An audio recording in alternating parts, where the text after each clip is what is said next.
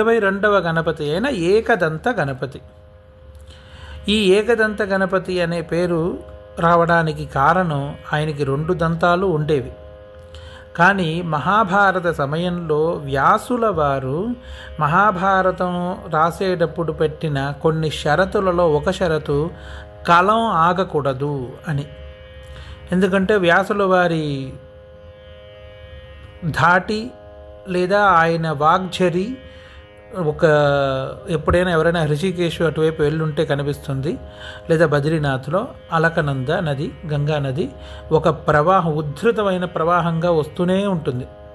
అలా ఆయన నోట నుండి మొదలెట్టారు అంటే వ్యాస భగవానుడు మొదలెట్టిన మహాభారతం 1,00,000 శ్లోకాలు ఆగకుండా వస్తూనే ఉన్నాయి. అది అంతే శీఘ్రంగా రాయడం గణపతి యొక్క పని. మధ్యలో కలం విరిగిపోతుంది. అలా విరిగినప్పుడు వెంటనే అక్కడ ఆ సమయానికి ఆగడం అనేది ఉండకూడదు అనేది ఆయన షరతుల్లో ఒకటి. కాబట్టి ఆయన ఒక దంతాన్ని ఆయనే చేత్తో తీసి ఆ దంతంతో రాయడం మొదలుపెట్టారు. అప్పటి నుంచి ఆయనకి ఏకదంతుడు అని పేరు వచ్చింది.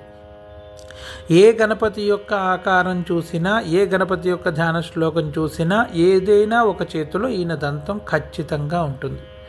ఎందుకంటే బ్రహ్మ రాసిన రాతని కూడా మార్చి రాయగల శక్తి గలవాడు అని చెప్పే ప్రతీకకే ఈ ఏకదంతుడు అనే నామం అన్నమాట.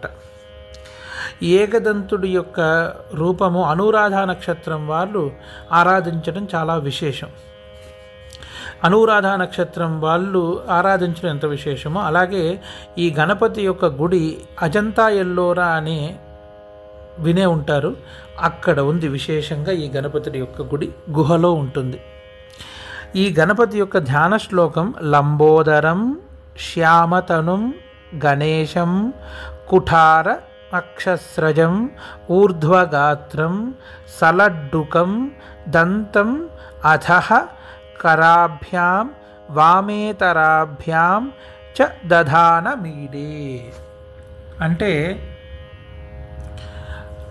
లంబోదరం పెద్ద బొజ్జతో కలిగి ఉన్న, శ్యామతను నీలపు రంగు అని అంటే నల్లటి రంగుతో అని కూడా చెప్పచ్చు. నీలపు రంగు శంఖపు పువ్వు ఏదైతే రంగులో ఉంటుందో ఆ రంగుల్లో ఉన్న గణేశుడు. కుఠారము అంటే సుత్తి కలిగిన లేదా గొడ్డలి కలిగిన అని కూడా చెప్పచ్చు.